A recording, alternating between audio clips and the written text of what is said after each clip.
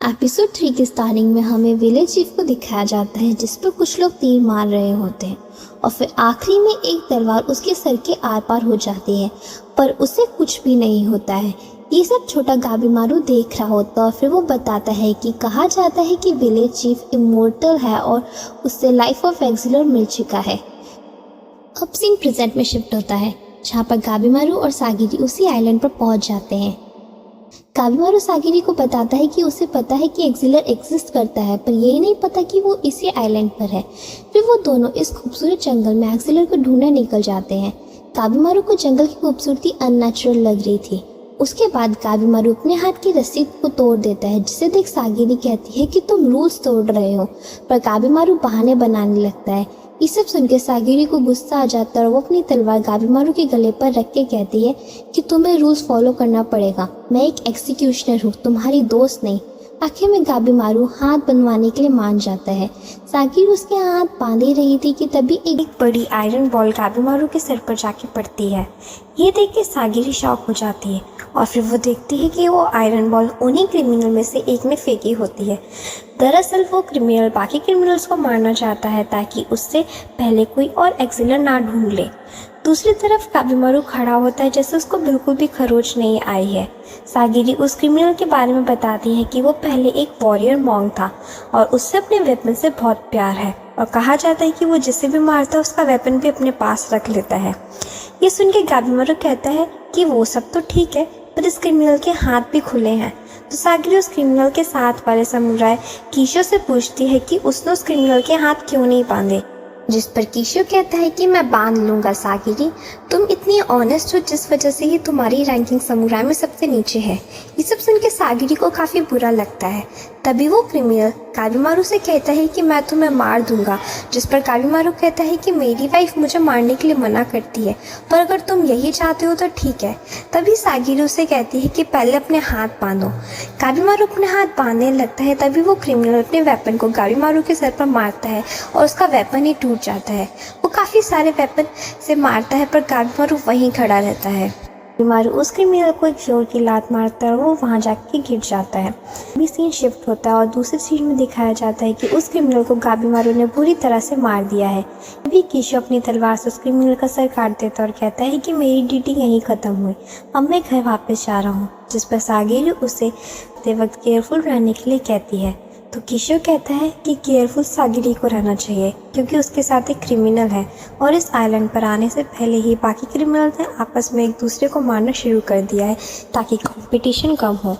फिर हमें पास्ट का सीन दिखाते हैं जहाँ कुछ क्रिमिनल आपस में एक दूसरे को मार रहे हैं तो कुछ ने टीम अप कर लिया है और एक क्रिमिनल को अपने समुराय के साथ मेकआउटी करने लग गई है। प्रेजेंट में सागिरी कीशो से कहती है कि ये सब तो रूल्स के खिलाफ है, जिस पर कीशो कहता है कि हमारा मेन मोटिव सिर्फ एक्सिलर को लाना है और शोगुन को भी इससे कुछ फ़र्क नहीं पड़ता कि हम उसे कैसे लाए। मेरे अकॉर्डिंग तो इस दिन के आखिरी तक बस 1-2 क्रिमिनल ही जिंदा बचे होंगे। तभी हमें दिखाते हैं कि एक चैन क्रिमिनल ने अपने ही समुराय को मार दिया है।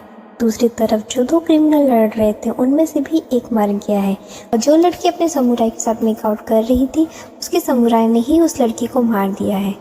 अब कीशो वहाँ से जाते हुए सागिरी को सावधान रहने के लिए कहता है। सागिरी गाबीमारू की तरफ देखती है जो कि तलवार निकाल के सागिरी पे अटैक करने जा रहा था। सागिरी पूछती है कि वो ऐसा क्यों कर रहा है, जिस पर गाबीमारू बताता है कि उसकी फर्स्ट प्रायोरिटी सिर्फ एक्सिलर को ढूंढना है और अगर सागिरी जिंदा रहेगी तो वो उसके लिए एक बांधा बन जाएगी। फिर दोनों के बीच में आइकॉनिक लेवल की फाइट होने लगती है पर दोनों ही एक दूसरे को मारने से हेजिटेट कर रहे थे। गाबीमारू को अपने वाइफ की बात याद आती है कि किलिंग करना अच्छा काम नहीं है, लेकिन उसको फिर चीफ की बात याद आती है कि अगर तुम अपने इमोशंस को अपने ऊपर हावी होने दोगे तुम तभी ही वीक हो जाओगे। और ये याद करके गाबीमारू अपने अंदर से सारे इमोशंस को बाहर निकाल देता है और एक ही झटके में सागिरी की तलवार को तोड़ देता है और फिर वो सागिरी पर अटैक कर देता है और सागिरी खुद को डिफेंड कर लेती है। गाबीमारू कहता है कि प्लीज़ तुम हार मान लो, मैं तुम्हें मारना नहीं चाहता। जिस पर सागिरी कहती है इसका मतलब ये हुआ कि तुम्हारे अंदर भी इमोशंस हैं। और अगले सीन में हमें दिखाया जाता है कि गाबीमारू सागिरी के ऊपर बैठा होता है अपनी तलवार लिए और वो कहता है मैं गाबीमारू द हॉलो हूँ और वो सागिरी को मारने ही की कोशिश करता है पर वो मार ही नहीं पाता, जैसे उसकी वाइफ उसे रोक रही हो। काबीमारू इमोशनल हो जाता है, उसकी आंखों में आंसू आने लगता है और वो कहता है कि मैं क्या बन गया हूँ, मैं मार क्यों नहीं पा रहा हूँ। ये देखकर सागिरी सोचने लगती है कि मैंने इसका ये रूप कभी नहीं देखा। काबीमारू को बचपन से ही यही कहा गया है कि उसमें कोई इमोशंस नहीं है, लेकिन at the end of the day वो एक ह्यूमन है। दूसरी तरफ काबीमारू कहता है कि मैं इतना वीक क्यों हो गया हूँ, अब मैं अपनी वाइफ से कैसे मिलूँगा, जिस पर सागिरी कहती है कि तुम वीक नहीं हो रहे हो, ये तुम्हारी न्यू स्ट्रेंथ है। सागिरी तलवार पर कवर चढ़ाते हुए कहती है, अभी तक तुम जैसे थे वो सब फेक था, बल्कि अभी जो तुम फील कर रहे हो वही रियल है। फिर काबीमारू को अपनी वाइफ की बात याद आती है। वो कहा करती थी कि करेज तभी आता है जब तुम अपने इमोशन को सही ढंग से पढ़ सकते हो और रिस्पेक्ट कर सकते हो। सागिरी कहती है, अब तुम पहले जैसे नहीं रहे। यही सेम बात उसकी वाइफ भी कहा करती थी। सीन शिफ्ट होता है जहाँ एक क्रिमिनल अपने समुराई के साथ होता है। तभी एक बटरफ्लाई जैसा क्रिएचर उस क्रिमिनल के हाथ पर काट लेता है। क्रिमिनल उस क्रिएचर को देखते ही अपना वो हाथ काट लेता है, जिसे देख समुराई पूछता है कि ये तुमने क्या किया। तो क्रिमिनल कहता है कि इस क्रिएचर का मुंह ह्यूमन जैसा है। और फिर वो दोनों देखते हैं कि उसके कटे हुए हाथ में से फूल निकलने लगते हैं। तभी एकदम से बहुत सारे अलग अलग तरह के क्रिएचर सामने आने लगते हैं और लास्ट में एक बड़ा सा क्रिएचर निकलता है, जिसे देख दोनों हैरान हो जाते हैं। वहीं दूसरी तरफ सेम चीज़ काबीमारू और सागिरी के साथ होती है। वो दोनों भी अजीब अजीब क्रिएचर से घिर जाते हैं। काबीमारू सागिरी को पीछे रहने के लिए कहता है और इसी के साथ ये एपिसोड यहीं ख़त्म हो जाता है।